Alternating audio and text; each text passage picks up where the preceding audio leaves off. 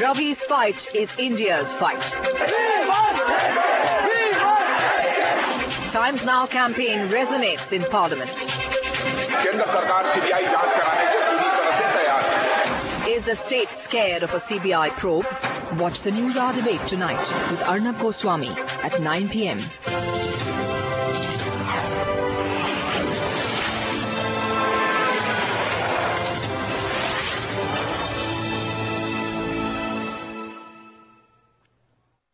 .260 mark, we still had overs in hand, and we said, okay, from 260 let's raise it to 270 to 275.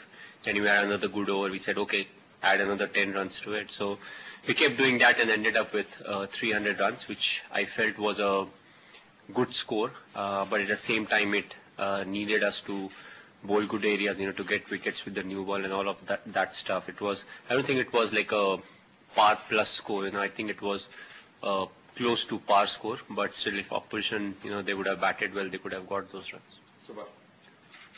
MS, could you talk about Rohit Sharma's innings as well as Suresh Raina's innings? When Shikhar Dhawan, he went to strike rate of 60, and then Rahane also struggled, but Rohit kept going around 90 or something, and then Raina came in and hit at a much faster rate. I think if you see what really happens is, it was a bit difficult to score. The reason being, if 4 of your top 5 batsmen, if they are not striking very cleanly, and if they're finding it difficult, definitely it means there's something on offer for the fast bowlers. And I thought they started off really well. Once they started bowling that back of a length channel, it was difficult for the batsmen to freely rotate.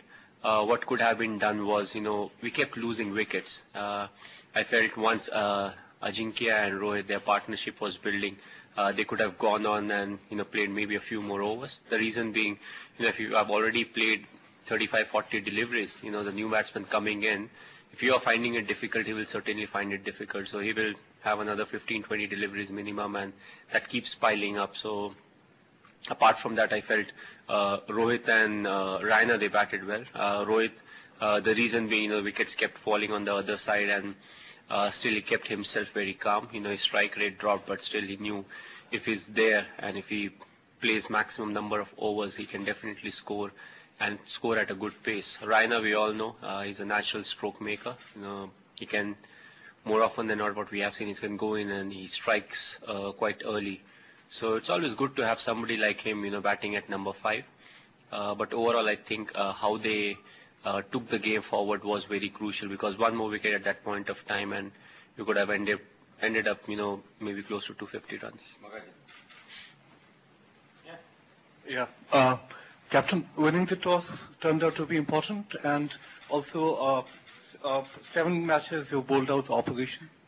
Well, I don't know whether winning the toss was important or not. It was one of those games, where we would have been quite happy to chase also, but there was a bit of forecast for rain, but we decided it's not high enough to say, okay, let's chase. And also big games, you want to put runs on the board, and always it puts pressure, because just that the stakes are high. So it was good, but I felt the wicket was also good in the second half. It was not like it misbehaved how it did when we played against South Africa. So it was a good wicket. There was a bit of pace. I felt the pace increased a bit, and that's one reason why I would say Ash bowled really well, because if you just see the stats, 10 over, I don't know how many runs, no wickets. In India, media don't rate people high if you don't take wickets. So but if you see how he maintained and created that pressure, that was one of the reasons the batsmen, they had to go after the other fast bowlers, and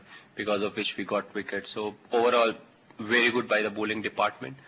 And the good thing, as you said, it's in a row, like we have got quite a few teams out, and it has never really happened with the Indian cricket team. So it's definitely a big positive. Sanjay. After 7 convincing wins, how much confident as a captain you are that yes, we can do it once again?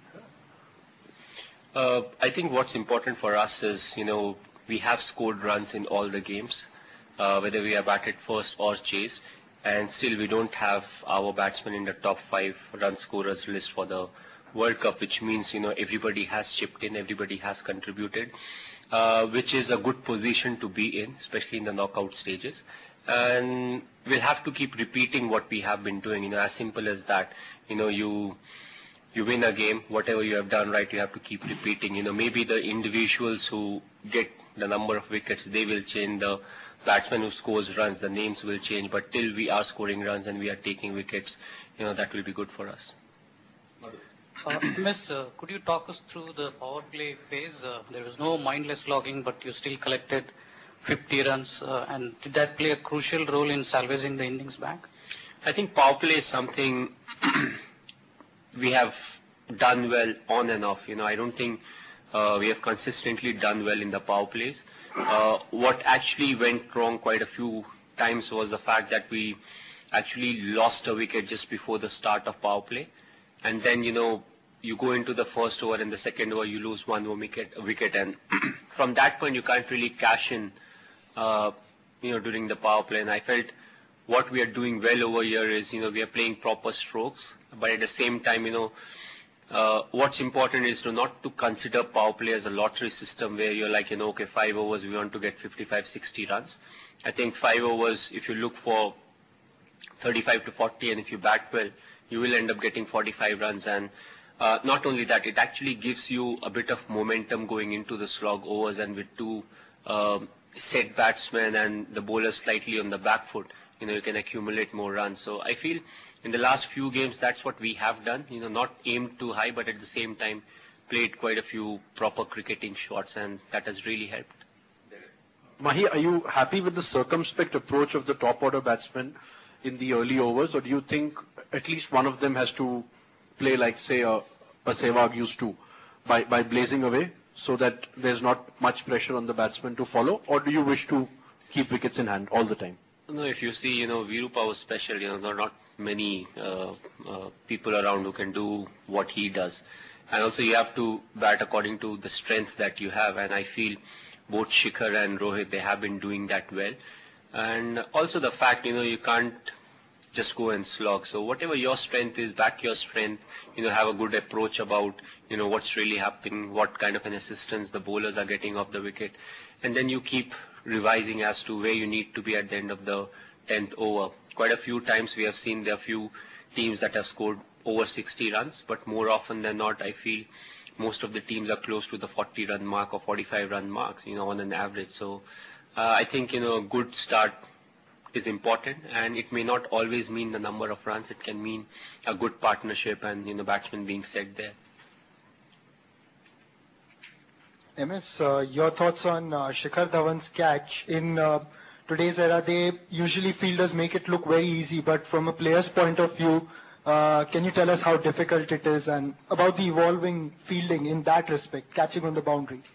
I think it's something that T20 has brought into the game, and it's not only in the ODIs and T20 now, even